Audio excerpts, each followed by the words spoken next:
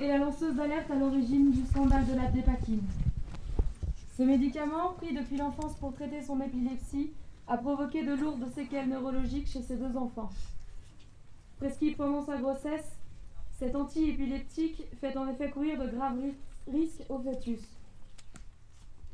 Elle décide de dénoncer ce scandale sanitaire, de dénoncer la négligence des médecins et des pouvoirs publics qui ont tardé, en connaissance de cause, à informer des dangers de ce traitement commercialisé par le laboratoire Sanofi. En 2011, elle crée l'association APESAC, qui regroupe et défend les familles victimes de la dépakine. Elle devient ainsi leur porte-parole et entame une longue bataille judiciaire. Après plusieurs années de procédure, elle obtient un rapport d'expertise qui établit enfin le lien entre le médicament et les troubles de ses enfants. Marine Martin nous raconte son combat.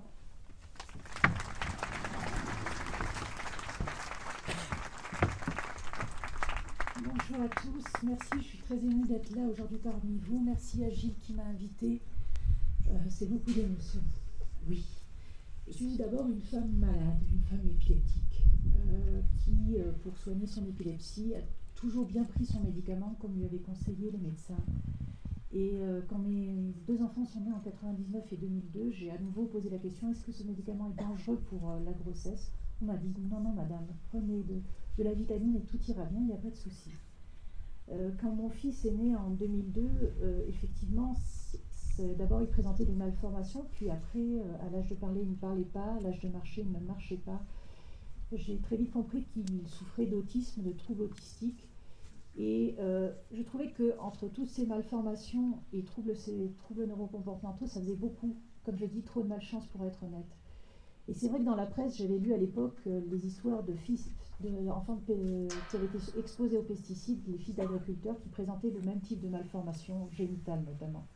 Et c'est comme ça, avec la presse finalement, que j'ai découvert le lien en fait entre le médicament que je pouvais prendre, parce que tout simplement, toute seule, devant mon ordinateur, j'ai tapé médicament dangereux pour la grossesse. Et j'ai découvert à l'époque, en 2009, que le médicament le plus dangereux, c'était le Roaccutane, un médicament contre l'acné que certains d'entre vous ont peut-être pris. Et le deuxième médicament le plus dangereux, c'était la dépakine que je prenais tous les jours. Je me suis jetée sur ma boîte de médicaments, j'ai lu la notice, rien marqué, consultez votre médecin. Exactement ce qu'il y avait à l'époque de la naissance de mes enfants. Donc, après une rapide recherche, je m'aperçois qu'en fait, c'était connu depuis toujours, que la littérature scientifique existait. On me demande souvent, mais est-ce que vous avez cherché?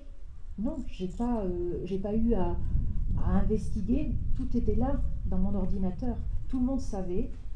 Et après le choc de la découverte, en fait, j'ai fait un cauchemar une nuit, que j'assistais à un viol dans le métro et que je ne bougeais pas. Et je me suis dit, Marine, tous les jours, des enfants vont naître sous dépakine et personne ne dit rien, personne ne bouge. C'est non-assistance à personne en danger. Et c'est comme ça que je me suis dit, j'ai réveillé mon mari en sursaut et je lui ai dit, c'est compliqué de créer une association, il faut dénoncer ce scandale, il faut partir. Et c'est comme ça qu'en 2011, je crée la PESAC et très vite, bien sûr, je m'aperçois qu'on est des dizaines de milliers. Pourquoi? Parce que ce médicament, il est donné pour soigner l'épilepsie, une maladie extrêmement répandue, et la bipolarité. Donc tout ça, potentiellement, on était un marché extrêmement porteur. Et le laboratoire Sanofi, qui commercialise ce produit, qui avait le monopole sur le marché, il a tout simplement évité de mettre un effet secondaire grave à son médicament et empoisonné des dizaines de milliers de victimes sur des années.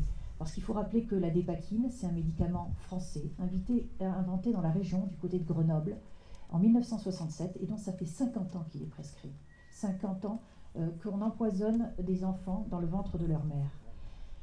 Donc, je me suis réveillée en me disant, c'est pas possible, il faut faire quelque chose.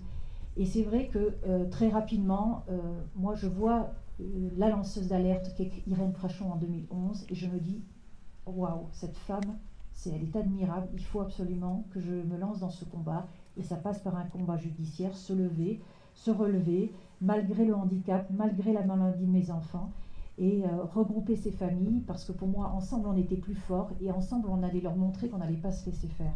Et effectivement, ça passe par une bataille judiciaire, mais aussi une bataille médiatique. Parce que comme je le dis souvent, c'est pas parce que mon histoire est plus triste, c'est pas parce que je suis plus sympathique que j'ai réussi à faire plier finalement des laboratoires comme Sanofi et qu'on les a obligés à changer le contenu de leur notice. C'est parce que avec le soutien des médias, en dénonçant les scandales, on ne pouvait plus dire, et en montrant qu'on était nombreux, que j'étais toute seule au fin fond de mes Pyrénées-Orientales, au pied des Pyrénées, à dire que la dépakine, il ne fallait pas la prescrire chez les femmes enceintes. Donc, quand je me suis aperçue qu'on était nombreuses, qu'en Europe, il y avait des dizaines de milliers de victimes, on a réussi à obtenir en 2014 le changement des conditions de prescription. Et enfin, la presse nationale en 2015 a commencé à aborder le sujet et on a pu se faire connaître. Et ainsi, au fur et à mesure, obtenir petit à petit l'interdiction de ce médicament chez les femmes enceintes. J'ai fait changer la loi de manière à imposer des pictogrammes de femmes enceintes barrées sur les boîtes de médicaments, comme on le fait pour l'alcool et pour le tabac. Tout le monde sait que quand on est enceinte, on ne doit pas consommer de l'alcool et du tabac, mais personne ne sait que les médicaments, surtout les neuroleptiques très puissants, il ne faut pas les consommer quand on est enceinte. Voilà, tout ce travail, ça a été long, ça a été difficile. Je me suis arrêtée de travailler parce que je travaillais dans la logistique, dans une filière de la SNCF, dans le fret. Et c'est vrai que moi habitant à Perpignan, j'étais obligée de monter tous les 4 matins avec le ministère de la Santé pour négocier, etc. Voilà, donc ça devenait plus possible. Donc à un moment donné, j'ai dû faire un choix et je ne pouvais pas renoncer. Enfin voilà, il fallait que j'aille jusqu'au bout parce que malheureusement, si je m'arrêtais là, demain ils auraient repris le pouvoir parce que c'est une question de lobbying. Ils sont toujours là auprès des politiques à agir. C'est eux qui financent les grands industriels français, les campagnes des hommes politiques français. Donc je sais que c'était David contre Goliath, mais justement, il fallait que toutes ces familles victimes de la dépakine, on montre nos visages dans la presse. Et Dieu sait si ça a été difficile, parce que l'épilepsie, on a honte, on a peur de perdre son travail, on ne veut pas apparaître à visage découvert. Donc ça a été difficile de persuader les familles de témoigner. Mais on y est arrivé, je leur ai dit, vous voyez, moi je l'ai fait, j'ai survécu, voilà, on peut y arriver, et petit à petit, aujourd'hui, je rappelle quand même qu'à la PESAC, il y a 6500 victimes. La dépakine, sur 50 ans de prescription, rien qu'en France, elle a fait environ 30 000 enfants victimes. Alors on me dit, mais pourquoi l'autisme augmente chaque année ? Peut-être que si on arrêtait de donner à des femmes enceintes des médicaments toxiques, il y aurait peut-être moins d'enfants malades, moins d'enfants autistes. Voilà. Voilà, c'est vraiment très très émouvant pour moi d'être ici et j'espère que voilà, j'ai fait au moins passer un message et surtout voilà, il faut continuer, il faut dénoncer des scandales sanitaires ou autres, il faut porter l'alerte parce que malheureusement si on n'est pas là au quotidien pour revenir en disant il faut absolument que les choses changent. Aujourd'hui j'ai créé le fonds d'indemnisation des victimes de la dépakine, je ne sais pas si parce que bien sûr moi j'ai porté plainte mais c'est 10 à 15 ans de procédure pour donc pour les familles elles ne sont pas forcément toujours en capacité de le faire. Donc on a mis en place un fonds d'indemnisation. Mais qu'est-ce que c'est ce fonds d'indemnisation? Il est alimenté grosso modo par l'État, par vos impôts. Alors bien sûr, j'ai fait en sorte que si Sanofi est reconnu comme responsable, il paye. Mais vous voyez, récemment dans la presse, en janvier dernier, ils ont déclaré non, nous ne participerons pas à ce fonds d'indemnisation. Alors même qu'il y a déjà eu une condamnation dans le cas d'une petite fille qui est née en 2002, Camille, dans la région de Tours, où Sanofi a été condamné au civil à verser 3 millions d'euros. Donc ils ont été condamnés par la justice. On sait aujourd'hui dans les dossiers que c'est eux qui sont responsables pour la tromperie au niveau de la notice. Et pourtant aujourd'hui, ils ne financent pas ce fonds d'indemnisation. J'ai bien sûr interpellé la ministre pour leur expliquer que c'était scandaleux. Quand on voyait le scandale du lait Lactalis, on a demandé au PDG de s'excuser. Voilà. Et aujourd'hui, moi je demande que le PDG de Sanofi s'excuse pour les milliers de victimes et bien sûr qu'il paye pour les enfants qui sont aujourd'hui handicapés pour leur prise en charge parce que leur avenir, malheureusement, pour certains d'entre eux, est très sombre.